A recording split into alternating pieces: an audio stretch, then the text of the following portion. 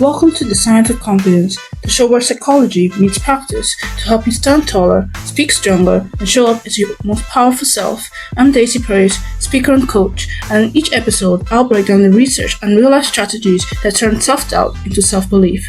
Because confidence isn't something you're born with, it's something you build, and here we build it together.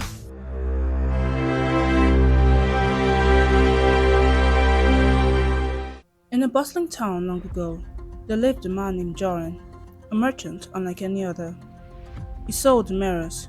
His shop was filled with them, tall ones, round ones, polished glass that could catch even the faintest light. Every day people would come from miles around. They'd buy Joran's mirrors to see themselves clearly, for weddings, for new beginnings, for simple vanity, and they loved him for it. But here was the strange thing. Joran himself never looked in the mirror, not once. He dusted them, sold them, carried them, but he avoided their gaze like a man afraid of fire. You see, Joran feared what he might see. He feared his own flaws, his crooked posture, the eyes that sometimes carried doubt. And so, while he gave others clarity, he lived in his own haze. One day, a traveler came by. She bought a small mirror, but didn't leave. She watched Joran carefully and said, "Merchant, why do you never look into your own mirrors?" Joran chuckled nervously. "Oh, I have no need. My customers are the ones who must be seen." But the traveler shook her head. "Do you not know?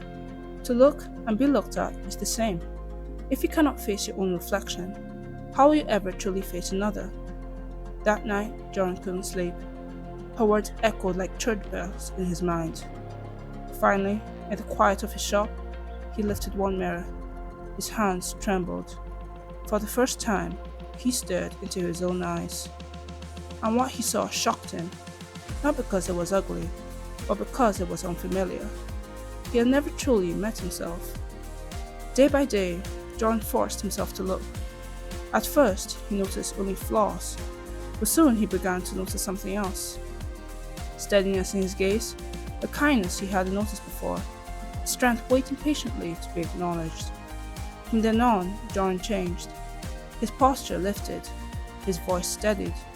He met customers with an ease that wasn't there before, and the townspeople whispered, "Something's different about the mirror merchant. He doesn't just sell mirrors anymore, he shows us how to stand in them."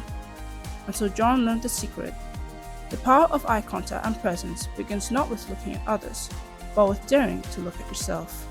The man who sold mirrors finally became one.